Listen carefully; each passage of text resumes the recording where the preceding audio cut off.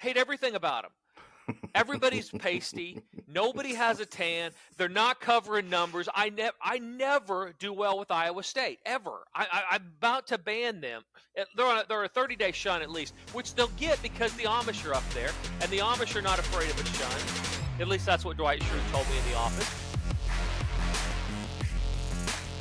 Hello and welcome to the Fat Jack Sports Hour. Thank you so much for joining us. What a great week it was. What a great week it is. Football season in America.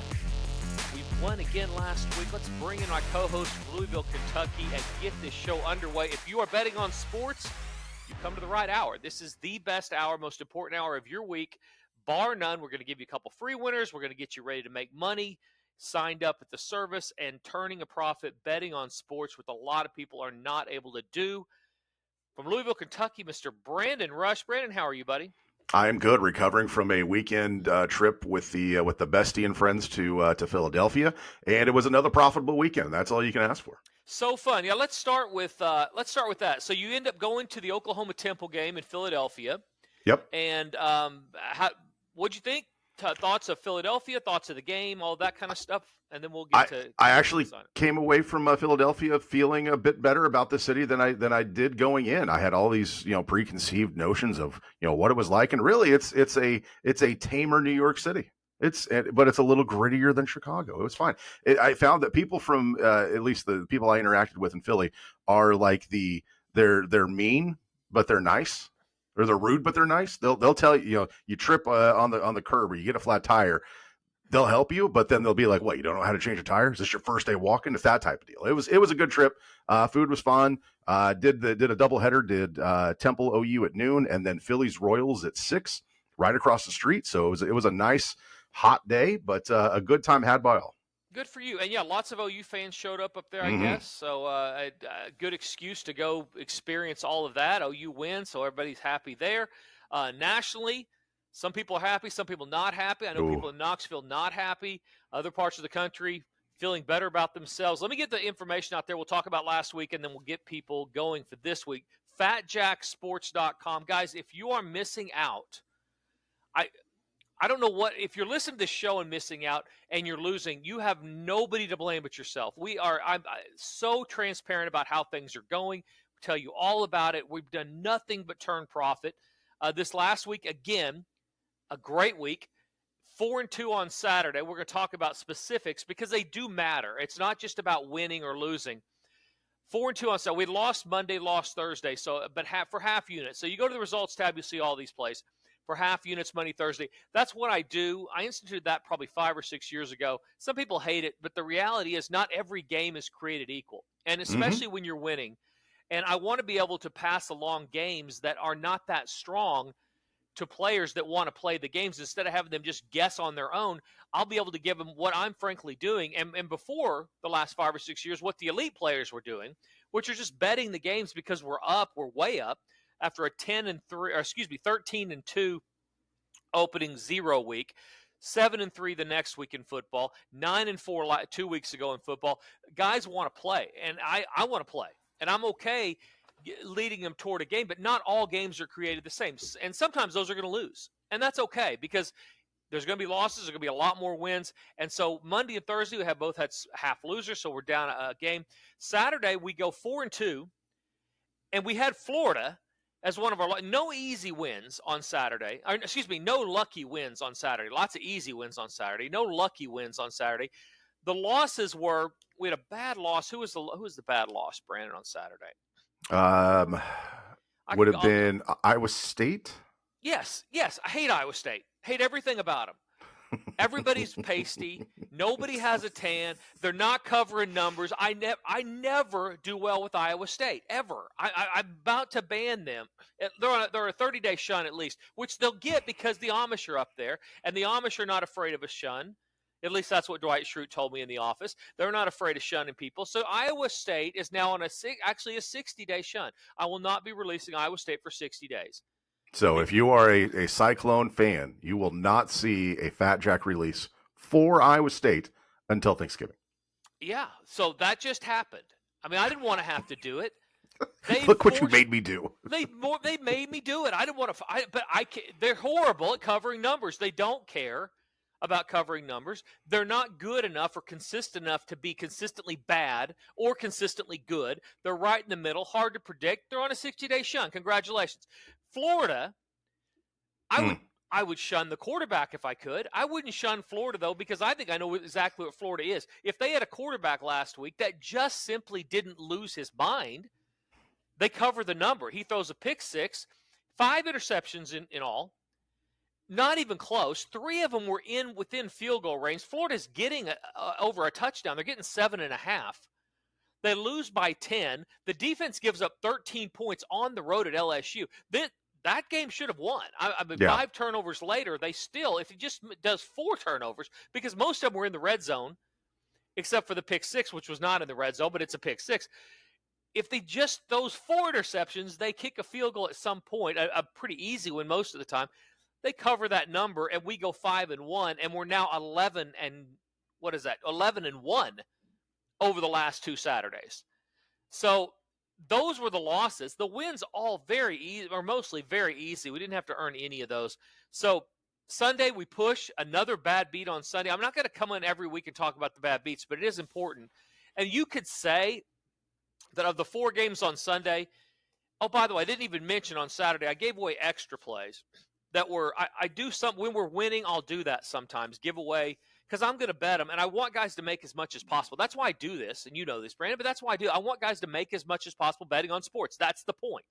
That's what we're here to do. The whole reason the show exists, the whole reason the service exists. Otherwise, I just bet my own money, go sit at the win, and just collect the tickets, and I do that anyway. But this way, I allow other people to win also. And so Saturday, I end up, we had 6. I could have gone 10 or 11 deep. Saturday was a deep, deep card. And so I ended up releasing 3 games on Saturday late, or excuse me, 3 just extra plays. I had Utah minus 23.5. They were easy, or they were a little bit lucky, but they got there at the end, kind of a backdoor cover. Again, these were extra plays that should be handled with care for sure. Miami of Florida minus 17.5. They blow out South Florida. We talked about that game here on the show last week. And then I had Temple plus 22, which was also a free winner if you follow us on any of the social medias, primarily TikTok, at Fat Jack Sports. If you want free winners, that's the place to go. You'll get a free winner at least a week. And if you're following us on TikTok at Fat Jack Sports, you're at least going to get 2 a week. I've been giving away 2 a week pretty consistently. And this next week, we're starting a special deal where we're actually going to give away a couple $100 if one of our sponsors can pick anything correct, just for liking and following us at Fat Jack Sports. So go to fatjacksports.com, get signed up today. Those 3 I gave out, 2 and 1. Temple obviously did not cover. Oklahoma looked much better than I thought they were going to offensively. And we win again. Sunday, real quick, and then we'll get to this week. I have so much to get to right now. Most of it nothing to do with this week's games, which a lot of people, that's why they're here. Sunday, we have Jacksonville. And I want to, Brandon, it's a little early. I try to go as long as possible in the year before I start complaining about things that are not in-game, X's and O related. Okay. But I may have to break it here because I'm already sick of the officials in the NFL.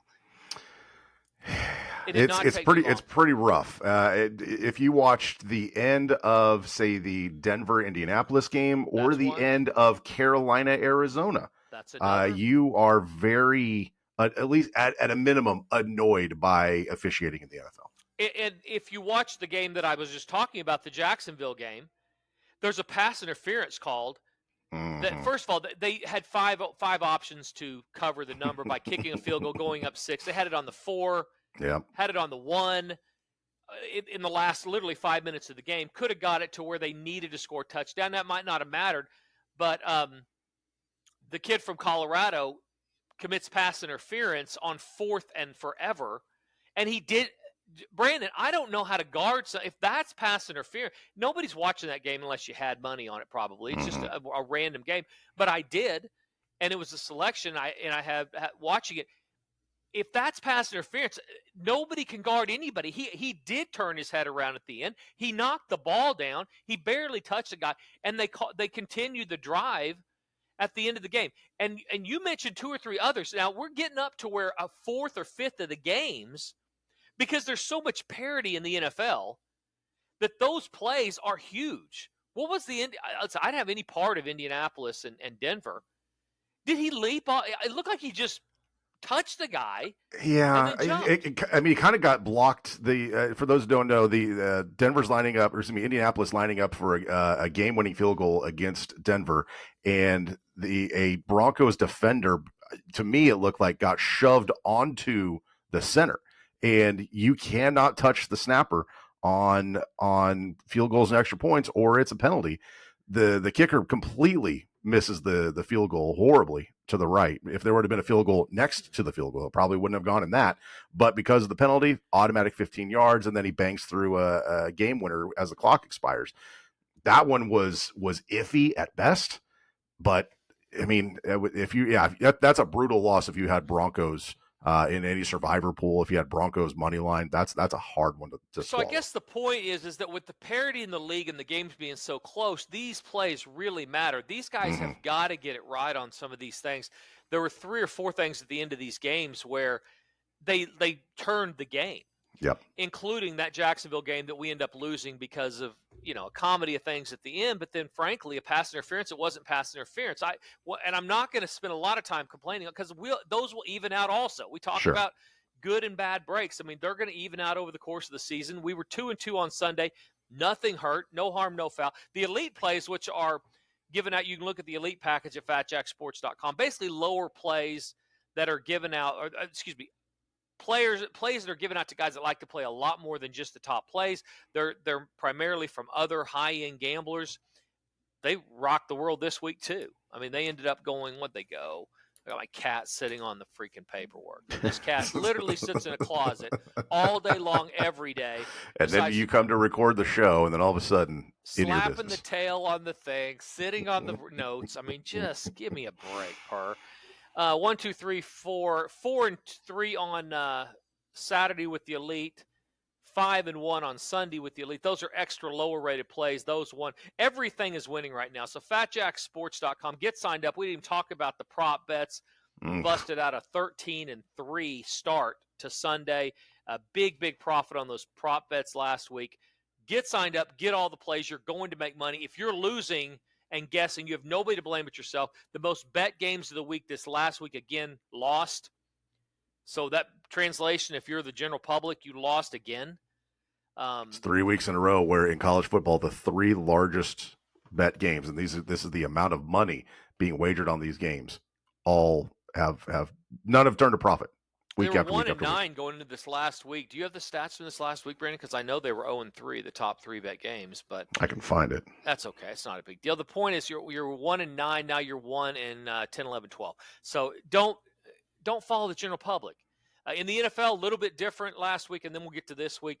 Buffalo Bills were the most bet team. They covered, right? Buffalo covered. I didn't have any of that game.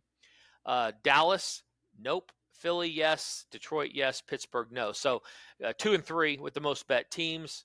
College football were top 5 games: Oregon, Georgia, Clemson, South Florida, LSU.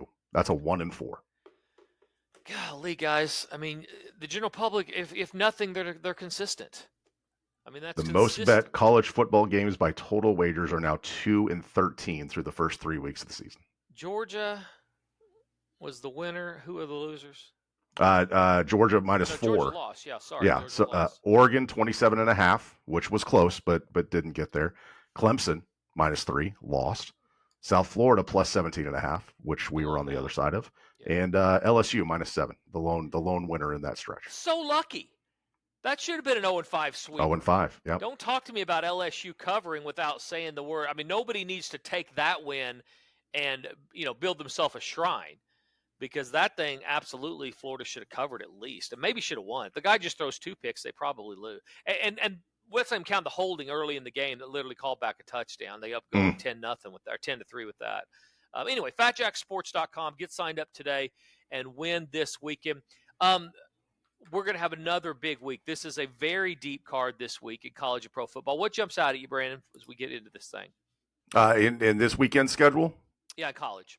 I mean, there's some fun ranked versus ranked games. Obviously, Auburn, Oklahoma is going to be intriguing. Texas Tech, Utah, which I don't think many people before the start of the season thought that was going to be like a top 15 type of matchup. But a 10 a.m. local kick in Salt Lake on Saturday morning.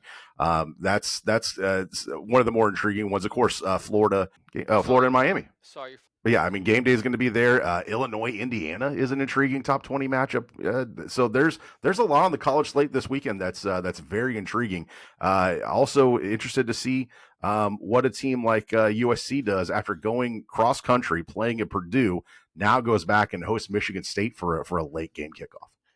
Yeah, you mentioned all of the big ones. I'm really interested. Game day would be in Norman this week if they weren't. They weren't there 2 weeks ago. Yeah, probably. This is probably the game. I mean, I do love the Florida game down at Miami too, but Florida a little bit tarnished now, and coach trying to hold on to his job. I am most interested in the Utah Texas Tech game. I don't, as you know, and all the clients know, we played Texas Tech the last 2 weeks, and the easy winner for us again this last week. I don't think anybody knows how good Texas Tech is or isn't.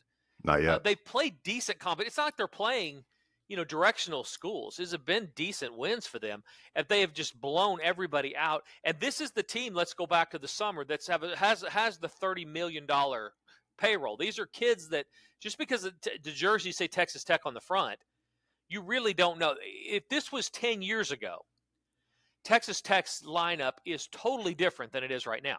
This team, these kids are playing for Texas Tech because they are, players for hire. Because the direct deposits hit. Exactly. And the bags are big in West Texas right now. So that team, how good they are is really interesting. And Utah's done more than enough. I mean, they end up getting there late against Wyoming, who's good defensively. A lot of time what they are is good defensively, not that good offensively. But this is a road test. It's not in West Texas. So I'm really interested. I was going to say, it's their first road game. It's their first game against a team that's been to a bowl game in the last 5 years. This is an intriguing game. We have Michigan, Nebraska also, which is another one. That's one of our look-ahead games that I sent out in the summer. We're getting the best of that line. Michigan, a much smaller favorite now than they were when I sent them out. So I think we're getting 6 or 7 in the look-ahead line, and I think they're down to 3 right now. So, again, signing up in the summer at fatjacksports.com just gets you all sorts of information and angles and different things that will help you make money throughout the year. Texas Tech, going back to that real quick, 5-1 against the spread their last 6. They're scoring a ton of points. Down the field passing a lot. I mean, they have very athletic receivers. Over the total 6 of their last 7 games overall. Ooh. They're covered 4 of their last 5 on the road. Utah, the polar opposite of that. They go under the total. They play good defense. They win time of possession. And this Texas Tech defense has not barely been tested. They've been playing kind of inferior competition on the offensive side of the board. Another team that's really, really bad that we're going to take advantage of coming up over the next few weeks is Oregon State. And that was a game I watched.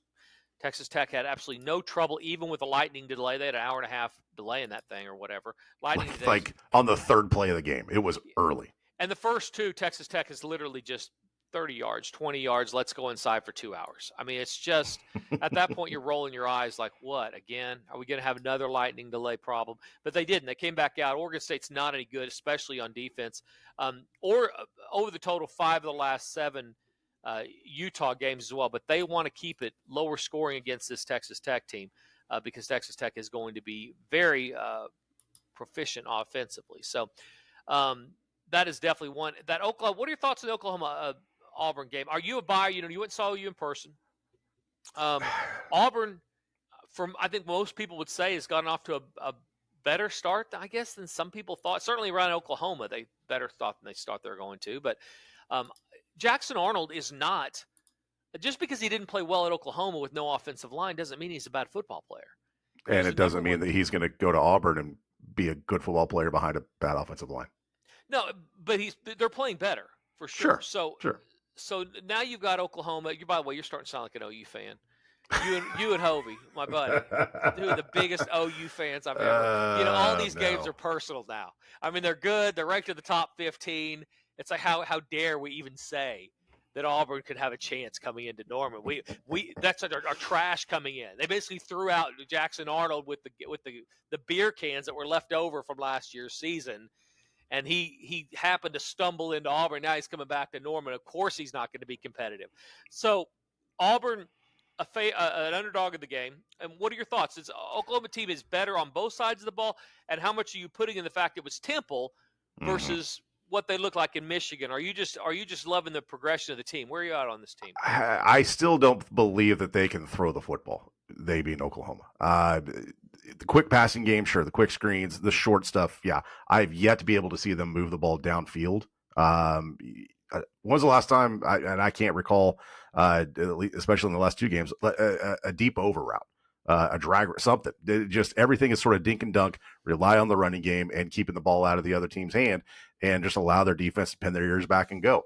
Auburn, I believe, Jack, has obviously the better win. I mean, winning at Baylor in the opener is better than anything Oklahoma's done. I would put that ahead of the Michigan win because Michigan was stripped of their best player on the defensive side of the ball and their best pass catcher being out of the lineup. So I think Auburn probably is the better team at this point.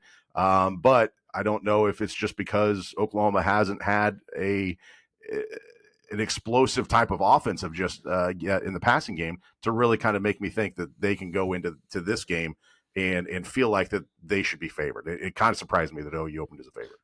So, well, they're never going to. OU would definitely be a favorite at home. Otherwise, everybody would hammer them. They're really good in Norman, but I think what's interesting is these are really totally different teams. Auburn does not have a bunch of.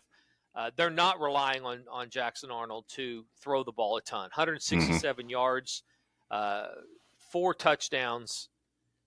No interceptions, completing about 70% of his passes, where John Mateer's become the front runner for the Heisman. He's the face of their offense. He is a cannon for an arm. But you're right. I mean, this has not been a team that's been forced to throw it a lot, sure, but has thrown it pretty well. They've done just enough. This is a Brent Venables team. This is a defensive-oriented team. He wants to win with defense. And they're more open than, a lot of Clemson teams were during the day when he was, kind of cutting his teeth there. But this is not a team that they want to throw it down the field a lot. Turning the ball over is the cardinal sin. Those are all things that most coaches say Brent Venables lives by. But Mateer off to a great start. He does have 3 interceptions, 5 touchdowns. So that's going to be the thing. Is Auburn able to generate enough offense without taking a bunch of chances to force Oklahoma to throw the ball down the field, do some things that they haven't shown consistently they can do? The Michigan win's going to become a much bigger point either way after this week. If they go and beat Nebraska, I think that's a pretty good win for them. If they lose Nebraska, people are going to say, okay, now what are we looking at? Certainly the great thing about the SEC, there's no rest for the weary. I mean, after this game, these two teams are going to go play other really good teams. OU has a bye thing coming up next, but after that, they have other good teams, other ranked teams. The SEC is loaded top to bottom. Auburn, 7 of their last 10 games have gone under the total. They like to keep things low. They're not going to take a lot of chances. Jackson Arnold's going to run it as much as he throws it, those type of things. And OU will probably make him pay for that. He needs to finish the game for Auburn to have a chance. Under 4 of their last 5 against the SEC as well, so not a ton of points coming out of Auburn. Oklahoma also living that Brent Venables coaching style under the total, 5 of their last 6 games, not scoring a lot. And that gets me to my first free winner of the day. I don't see a world similar to Michigan without defensive scores or without, pick sixes, things that with short fields at the minimum, that this game goes over 48 points. I just think this is a defensive battle. Don't make mistakes. Punt the ball away. All of those type things coming up on Saturday. So the first free winner is the Oklahoma-Auburn game under the total. FatJackSports.com. Get signed up today. It's less than $100 a week to win money betting on sports. $2.99 for all the football through the end of the month. You can add the players' props. It's a couple $100 for that. Add the UFC, add soccer. All those things will cost you very little when you go through the end of September or to go through the Super Bowl, as opposed to a la carting them on a weekly basis. We said 13-3 start to the players' props last Sunday in the early slot, on our way to a big weekend with those players' props. So go get signed up at FatJackSports.com. Go get signed up and win. Back out to Allen. His three-pointer. Before the ball is tipped or a shot is even taken, before the crowd explodes or history is made. If you're going to bet, have a game plan. Bet legally, set limits, and keep it fun.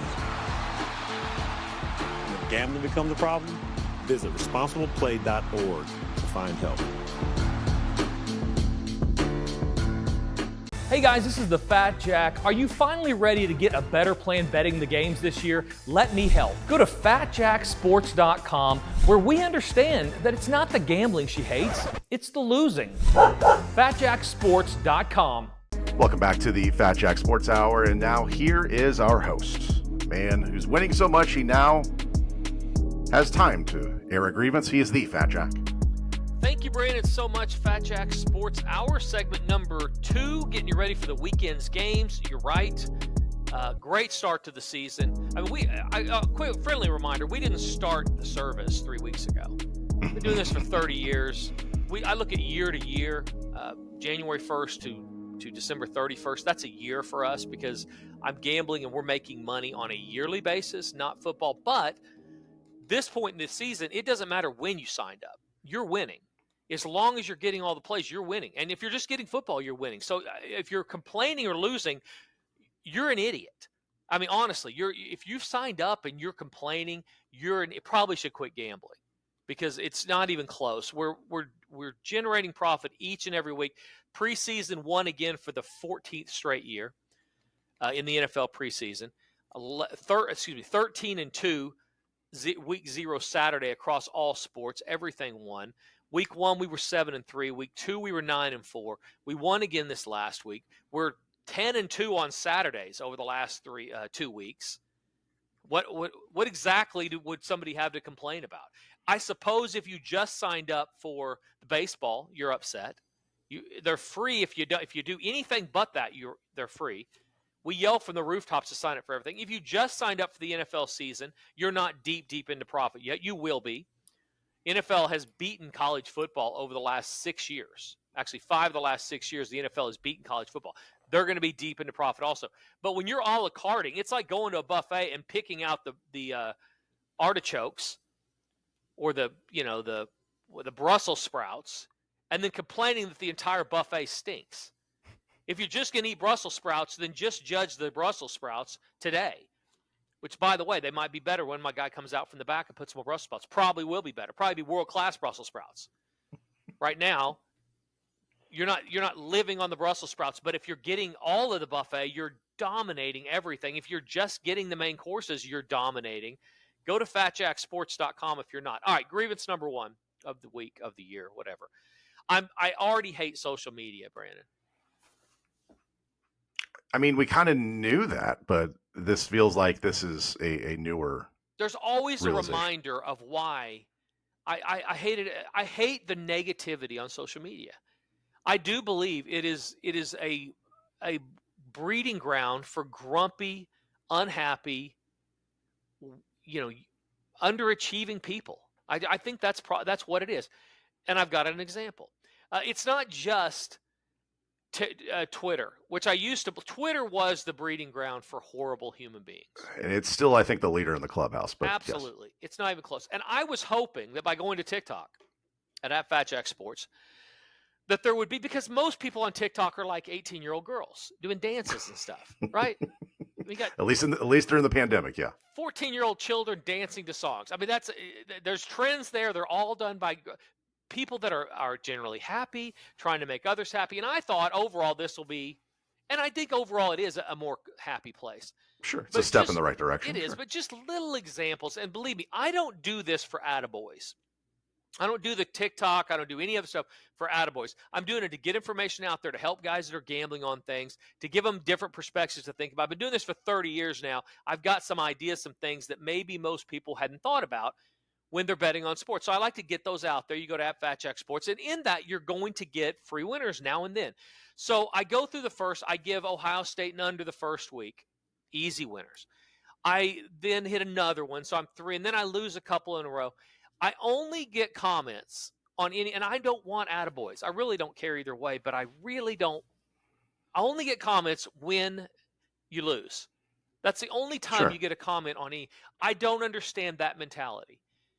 I want everybody out there to know that if you're sitting behind your phone or your computer and you're a guy that goes on anybody's site of any kind when they give free information out and says something mean, you're the biggest loser I can imagine. I can't imagine a bigger loser than that. And some of you have your pictures on there. I can see, and you sure enough, checks out. You are a loser. I don't understand it at all. It's such a hateful, negative thing. If somebody gives you something free, don't go to Christmas, and if somebody gives you a Christmas gift, you complain because it's the wrong size. Just take it away and donate it to charity or something, but don't complain about it. And when we win, and an example would be the Oklahoma Temple game this last week. You can go to at Fat Jack Sports, look at the thing, look at the comments. You're only going to get, and it's not many, it's not a big deal. I get 5,000 to 10,000 views on these things. It's not a big amount of people. I just am amazed at it's a pet peeve is what it's turned out to be, at the amount of hateful people that take time out of their day to say something mean when you give something away for free and it doesn't win. So Temple, I give away Temple. I thought the points were pretty valid and why I like Temple plus the points. I mean, it's not like I just said, I hate OU, I love Temple. That doesn't make any sense. I like Temple. It's a free winner. Gave it out. They got beat. So what? I knew you weren't going to win that, and I did. Who plays this clown for – I mean, guys, I've been doing this 30 years. I have clients that have been with me for more than 30 years. We're not going away. We're not going anywhere. If you're trying to bet to make money, don't sign. If you're trying to bet and you don't care about making money, don't sign up. You should never sign up, pay for picks from anybody if you don't care about winning money. You should go back to betting $5 or don't bet and just go drink a beer and enjoy the games and try to live a more positive life. If you want to make money and you are not able to win on your own, you should find somebody that can help you win. That is the absolute fact. Those are facts. FatJackSports.com will help you win. But my point is, Brandon, is that those are the comments you get. I turn around, I give away Baltimore. Actually, fewer good facts on the Baltimore over total. They blow by the total. Guess how many comments I got on that? Less than one. Less than 1/2. Less than a 0.1. Not even a thought about anybody, including the same idiots that commented on the. I just don't get it, Brandon. Enlighten me. Is it just people are hateful and pulling for bad things? Why am I so irritated by this? I don't know why you're irritated by it. I tried to get out of your brain a long time ago. But in other things, yeah, I think there's a lot of just angry, spiteful, hateful people that live in our world, and they see anything that they can wet blanket, they will. So that's who these people are, is what you're saying. That's who they are. I mean, it's not just that they have a vendetta against me or what I'm saying. No. Or even really care about what I'm saying. They're just taking the opportunity to be a horrible person. Be a troll, and they think they feel better about themselves after calling a random stranger on the internet dumb. So how can you combat that? Listen. We got to get back to sports. I'm curious. I don't know if you want my input on how to combat things like that, because I take things to the extreme. So. Twitter, I just block people. I don't. And then it's gone. Yeah. They're gone. I don't care. TikTok, I'm trying to be more positive. It's a positive place. Look at the dances. Everybody's dancing. Everybody's having a great time. And yet there's still some of the same trolls that are on Twitter saying horrible things about everybody. It's certainly not just me, about everybody. Have filtered into this world. It's like showing up at Disneyland and taking a dump in the flower bed. See, I'm of the belief that there's too many people. If we had less people, this wouldn't be a thing. So fewer vaccines are a good thing. We could go there. I did not say that. Let's not. I'm just curious. I mean, natural selection is real. So I'm just curious what we're doing here. FatJackSports.com. If you want to win money, that's what you need to do. Let's look at the NFL card. Yes. What did you think about last week? A ton of points, ton of offense. After the week before, we had nothing but defense. Yeah, bunch of unders in the first couple of weeks, and then last week, I mean, just 30-point games left and right. Who stuck out as the most overrated and underrated team after 2 weeks? I mean, who do you think is still riding the high horse right now? But I don't think they're going to make much of a difference with anybody once we get to January. And who is it on the other extreme that maybe is 0-2 or 1-1, and you look at it and say, you know what, I wouldn't write them off just yet. I mean, we know the numbers of NFL teams starting the season 0-2 to make the playoffs. It's less than 12% of the time. I say you and I know the numbers. The people listening don't. So less Right. than 12. You go 0-2. You're less than 12% of the time you make the playoffs. One out of 8 at any given year. That said, I think Kansas City the only team that's 0-2 that currently has a shot at making the playoffs. Conversely, there's some 2-0 teams I think that are kind of riding high. Yeah, the Indianapolis Colts. I did not have them starting the year 0-2. They really look like they've kind of turned things around, and I don't know if it's just a case of a new home and a new fit for Daniel Jones. It helps that he has a better offensive line and he's stayed healthy. But at least through 2 games, they are 2 games, actually I guess 4 games really ahead of where I thought they would be. I honestly thought they would start the year 0-2.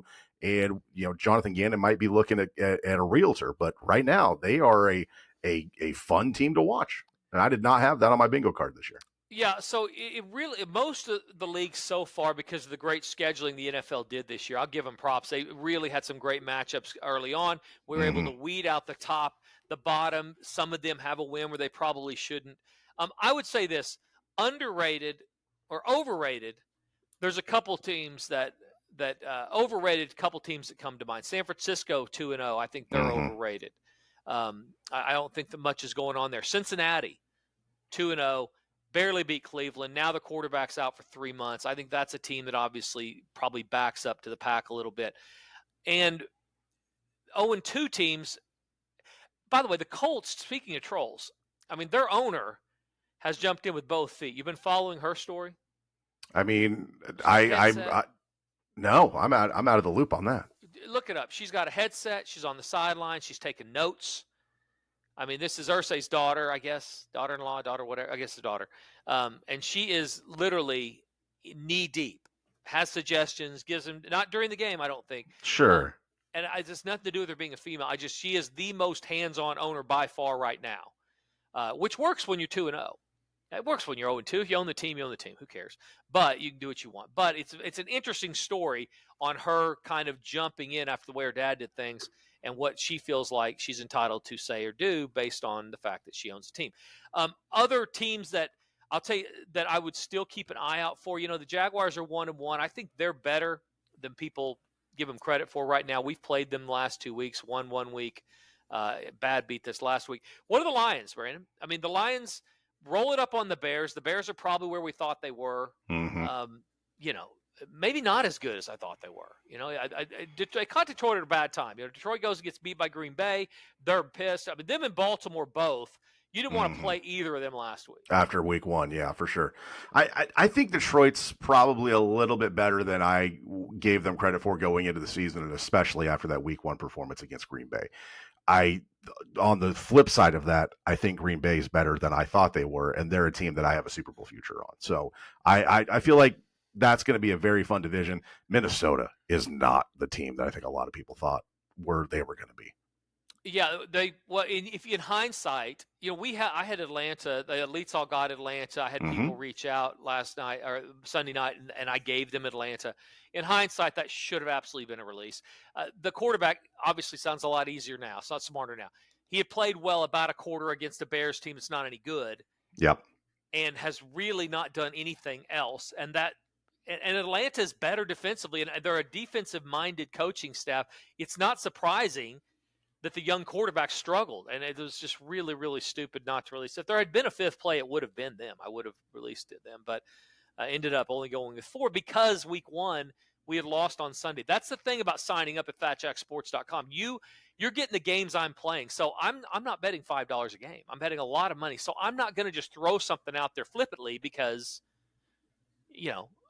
there's a game on. We got to bet it. That's not I'm not doing this for fun. I'm doing it for money. We've talked about that before. So sometimes it costs us, like last Sunday night. Should have probably, like I say, if you're in that elite package, it gets all of the play and it gets deeper into the card. You got Atlanta. You won easily. along with a bunch of other winners on Sunday. But those are for guys that have indicated, based on the package they signed up for, I bet more than you're giving me. I'm going to play more than 4 plays no matter what. I'm going to play a lot of money on these games, and I'd like any guidance you can give me. So you want to read more about that, go to fatjacksports.com. Those guys, they pay a lot more money because they're playing at least $500 a game. They play at least 15, 20, 25 games a weekend, and they're playing their own stuff. They're playing the games they're going to, all those things. What about the Cowboys? The Cowboys get it done against the Giants. Now the Cowboys are going to the Bears. That's one of the more intriguing games, but we're going to probably release that. So what are your thoughts on the Cowboys?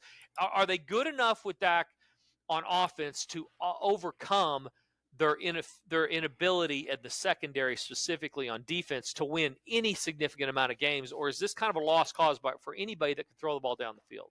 I feel like the addition of George Pickens at least allows the Cowboys offense to be a little bit more versatile and not have to go to CeeDee Lamb in pressure situations. That said, that allows Dak to be maybe a little bit more freer playing quarterback.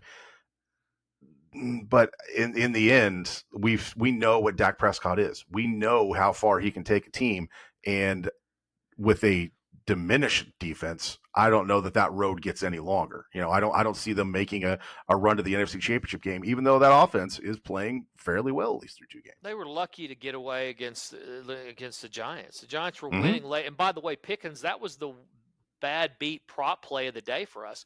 We're 13-3 in the early card. 16 props went out. For those of you betting on Prize Picks, betting on all these other sites that just allow props, you got 13 of 16 winners in the early afternoon. Guys made a ton of money parlaying, doing the things they have to do with those different sites, and those plays cost less than $200 for the whole week for those props.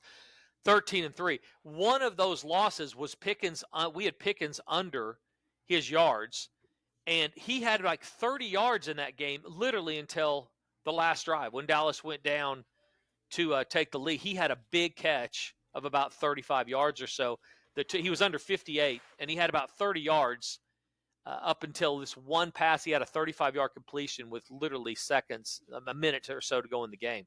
Yep, set up the field goal to win it. So to win it in overtime. So in it took overtime, right. to get there. So 13-3 would have been 14-2.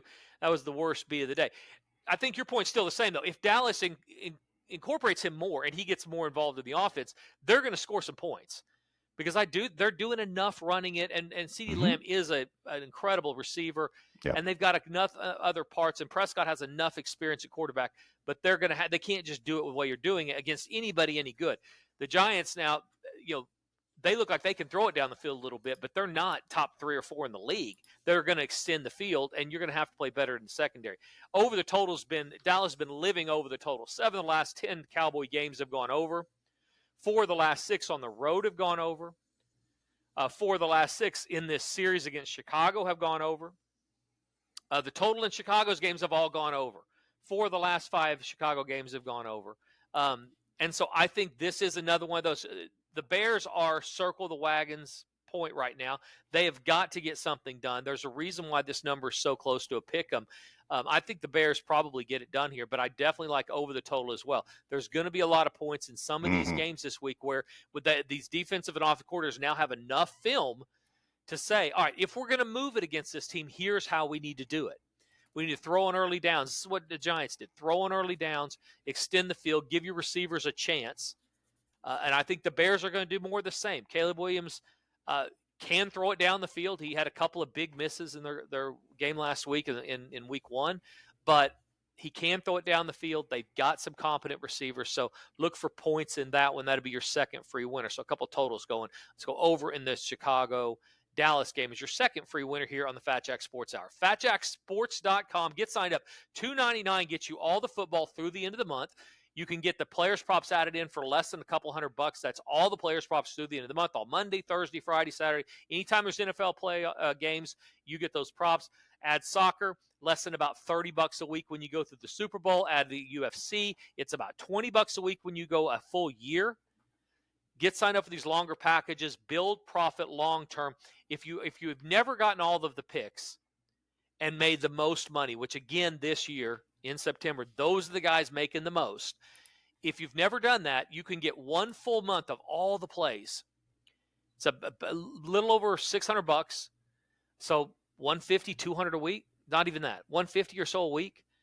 You're going to get all the plays for 30 days and all the sports, and you're going to build profit. So when you get to 30 days, you're going to be like, you know what? I can save money. Let's go through the Super Bowl, get all the plays, and really start building profit, invest in a winning year at fatjacksports.com. Or do what a lot of guys do, wait till Friday, get the cheapest you can. You're 10-2 on Saturdays, you're making money over the weekend, and you're missing all the weekday profit. Horrible way to go about it, but it's going to make you money. We're going at it alone or getting – I have this one guy that's getting the 3-pick guarantee on Saturday. That's all he's doing all week long, missing so much money. Is he not gambling the rest of the week? This guy's sitting in his office at Hertz Rental Car or something on Saturday having to work, and that's the day he's decided to start betting? I don't know. I mean, it may be one of the, like many of our clients in Oklahoma that drive to Kansas, to place bets, and the only time they can go is, say, Friday night or Saturday morning, so that's the only package that they sign up for. So if you're I guess that's the way he's having to do it. Well, if that's the way you're doing it, get the full weekend. You're paying $99 for 3 picks, or you could pay $169 and get everything through the weekend. You're going to make a lot more getting all the plays on a weekly basis. So if you're driving to another state, if you live in California or you live in Georgia, Texas, Utah, one of the many states that are run by Native Americans in their gaming and can't figure out a way to get legalized sports gambling, you have to drive somewhere. It's fine if you're doing that, but at the minimum, get the players props and sign up for Prize Picks, or what is that? What's the dog one? I mean, there's Prize Picks, Underdog. There's a bajillion of them out there. So those are going on in every state. Tribes don't care about that. It's taking money out of their pocket. But yeah, that's. But if you're not doing it legally, or you don't have a bookie in one of these states where it isn't legal, and you're driving, at the very minimum, get the weekend. And if you're not driving, you're doing it from that state, then get signed up for the players props. This last week you would have paid for at least 2 or 3 months or more, depending on how well you parlayed them together, of your gambling, and probably the rest of the year. And you'd be free rolling for the next 4 months of football. So fatjacksports.com, sign up today and win this weekend. How are we doing on time? We need to go to break. Let's take a quick break. We're going to come back. I want to talk about Tennessee, about the Vols, and what happened there with Georgia, what that team is or isn't, what Georgia is or isn't, and the SEC in general. I'm really fascinated, probably because we're doing so well in college football, but I am fascinated about some of these teams in the SEC and how deep they're going to be able to take this thing, and how many SEC teams get in the playoffs. So we're going to talk a little about that, kind of an early look ahead as far as SEC play and the playoffs go. Question, then we're going to get to the SEC. Brandon, when you land on an airplane, I saw they were asking Tampa Bay players this question. When you are on a commercial flight and you land, and you're in the aisle, is it okay to stand up once the bell goes off? If you're in I say no matter what seat you're in, it's okay to stand up. What's not okay is to get your luggage and run to the front of the plane. Yeah, I think the consensus, unless you're in Europe, the consensus is here. That is not okay. It's frowned upon, and it might get you punched. I mean, it definitely might get you elbowed in the stomach as you're trying to move your way up. At least if you're on my plane. Yeah, to stand up and stretch. I mean, I don't care if you were on a 40-minute flight or a 4-hour flight. Yeah, get up, stretch. Hey, untuck your shirt, put your shoes back on, something. Yeah, standing up's fine. I was surprised at the amount of Bucs players that said, you should not stand up. I'm much more about the don't lean back. I don't lean back because I don't want somebody in my lap, so I prefer them not. I'm not passionate. If they lean back, as long as they're not on a plane that is right in my lap, I don't throw a big fit. But getting up, to me, when the bell goes off, is courteous to everybody. You don't run up the aisle, but you get up because you're sitting next to a middle, and the middle person has been sitting next to you. And if you're Brandon's size or my size before, you want somebody to get up. Give me a little room. And what's wrong with getting in the aisle? Right. Yeah. If you, especially, you're right. I think it's more courteous to the person in the middle seat who's had a person on either side of them for the last 80 to 500 minutes. Yeah, I was just amazed at how many of those players said, "No, you should just wait. You're not going anywhere." It's not about going anywhere. It's about being courteous. I don't want the sweat building up between me and the middle seat. And so if we've landed, despite the fact that there is room in the aisle, people should get up, get ready to go. Open the overhead. You don't have to drag your luggage down, but just prepare yourself to exit the plane after the bell goes off. I thought it was odd, but I was curious if I was in the minority or not. I'm still going to do it. But if you run up, just rest assured, if you are one of those that I don't care if everybody's flight's late. If you're on an American, and you have a connection, they make those things like 42 minutes. And then some of the biggest airports. That's by design, yeah. Yeah, and they're some of the biggest airports in the country. Everybody's late for their connection. So do not grab your stuff and run up, or I'm gonna lead with an elbow. Might stick a foot out. In Europe, I do that. In Europe, I literally get up, turn around the back of the plane, and say, "Who wants some? Come on up. You're not getting by this row." It's the first thing. I sit in the aisle. I get up. I turn around. Not on my watch. You're an aisle guy, not a window guy. I'm an aisle guy because of that. I'm protecting the field. And yeah, I don't mind the aisle. I don't get up to go to the bathroom really during most flights. But if somebody gets up, I'm okay with them doing that.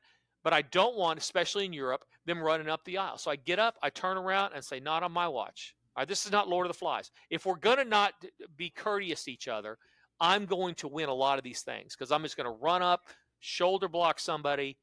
But I do not believe we should live in a society like that. And as much as I love Europe, they love that move over there. Especially the further you get toward Dubai, down toward Greece, in the Mediterranean, like deep Mediterranean, Egypt, those type countries. And they're ready to go. I'm not profiling, but they're ready to get off the plane. And I don't care because I'm also ready to get off the plane. So anyway, FatJackSports.com has nothing to do with anything. SEC, Brandon, what did you think of the Vols? What happened there? Can they just not get over the hump? They had no excuses really, right? I mean, this is not like Florida and 97 turnovers. They're at home, played really well. Georgia just did enough. It was a similar game that they get a lot of times against Georgia and or Alabama. They had a kicker that missed at the end. And so what is it? If they play again, what's the number? Who do you like in that game? I mean, if they played 10 times, Georgia probably wins 6 of them. And it's not any fault of Tennessee, and it's not a huge credit to Georgia, but that's what now 8 in a row, 7 in a row that they've lost to Tennessee. I feel like Georgia maybe just has their number. Tennessee's going to be fine. They can score. They can probably beat of the other 15 teams in the SEC. They can beat all 15 on any given Saturday. That Saturday just didn't happen to be at home against one of the best teams in the country. Tennessee Vols fans don't care about being fine. Tennessee Vols fans want to play in the playoff. They want to win the national championship, and they want to tear down the goalposts and drag them down the street or throw them in the river. Throw in the river, yeah. Which they did at Vanderbilt last week after they won their game. They'll be, like I said, they'll be fine. They're going to be 5-1 heading into Alabama in a few weeks. Although at Mississippi State's going to be an intriguing game here coming up in a bit. But at worst, if they go 9-3, they're probably going to be upset. But I feel that they're probably a little bit better than that. But they don't even have the toughest schedule in the SEC. So that's where I'm leading with this. And by the way, I just think I followed Tennessee girls basketball in the process, not trying to. Please don't send me anything on Tennessee girls basketball. I was trying to quickly just pull up their schedule. What do they have to do to make the playoffs? I mean, they've got to beat 2 of the 3 of their remaining toughest games, and that's at Alabama, at home against Oklahoma, and the finale against Vanderbilt, which I didn't, going into the year, I didn't think that was going to be a make or break game, but they win 2 of those 3. I feel like they're probably in. So they can lose 2 games. The consensus would be right now they can 2 more games. Yeah, they can't. I think they're going to lose 1 more game. 1 more game. So they can lose 2 games and they probably get in. I think that's probably accurate. Best case scenario for Tennessee is that they only lose 1 more game and then they don't play. And this is going to be an overriding theme, by the way. They don't play in the SEC championship game. Yeah, because we've seen where teams go almost get punished by going to their conference championship game and then losing. It's sort of the the older belief that an earlier season loss is better than a late season loss, and the conference championship game is the latest season loss you can have. That's going to be the interesting thing for me. And if you're a Vols fan, that's not something the team would ever even consider or embrace. They're going to want to play. They want to win the SEC. They want to win the national championship. I get it. If you're a fan, though, after you lose a game in the SEC, you're almost pulling to lose two but not lose the last one type of deal, because it makes more conversation. 3 losses. I mean, if you look, so you lose one game, you're fine. Doesn't matter. You lose none, you're fine. But if you lose 2 before the SEC championship, you go into it, you lose that third one, then you're in that conversation. You know, what is Clemson? If Clemson runs the table, or whoever wins the ACC, if they happen to have 2 losses and you have 3, but you lost, and your third loss was in the championship game, which resume is going to be better? I would tell you unequivocally, this year it's whoever that third loss in the SEC is. Now we'll see as it plays out, but the ACC should get 1 team in right now. Clemson's proven that they're not good enough unless they win it all. That you don't have enough to override that other team. But I'm not on the committee. So I think it's an interesting debate. Not just it's Tennessee today, but it's going to be a number of teams as we move forward. Teams like Oklahoma and or Auburn, there's going to be a lot of schools that if they lose that first one, they're going to be like, all right, what do we need to do? And a lot of those teams, if they get a second loss, you run the table, no conversation. You start losing games after the first one, you almost don't want to play in that, because 2 losses in the SEC, I think, is going to be really hard to leave out. This is a great conference this year from what it looks like to me, especially when you start looking north and you're like, okay, we got Oregon, Ohio State, and Penn State. 2 of them probably ACC winner. Yeah, you get. But the playoffs going to be deep of SEC teams. It's just, where can you afford to lose? So FatJackSports.com, get signed up today. You don't want to worry about any of this. And if you are worried about it, you want to be deep into profit by the time you're worrying about it. And that's where you are if you're with me. You've won the last 3 weeks. You won during the preseason. You won all the of the spring. You won in the NBA playoffs. All of that has been building profit for this time of year, so you don't have to worry about it. And if you're not up, it's simply because you're not getting the plays. That's it. This show runs around the country. We will not have anybody go and say, well, I'm getting all the plays and I'm not up. If you're doing that, you are doing something wrong. Read the recommended betting guide. Follow the system. We're winning. We're having a great year. Join us today. Any final thoughts, Brandon? No, I'm ready for a great weekend, and this is we're fully in the grind now because we're getting into conference play. So we get all these little, for the most part, these little weird unregional matchups out of the way, and now we get to focus. Buckle up, Buttercup, because big boy football is here. I'm excited to take more money out of the sports books and put it in my pocket. That's going to be a great part of the weekend. Also, very excited about a lot of these NFL matchups to kind of see where the rubber meets the road. Where is Kansas City? We didn't talk about a lot then, but where are they? We're going to know a little bit more after this week, because this is a tougher test, I think, than a lot of people think with the style of these teams. So a lot to get to, you guys. Wager responsibly. Don't drink and drive. Get signed up at FatJackSports.com. Until next week, for Brandon and the Fat Jack, this has been the Fat Jack Sports Hour.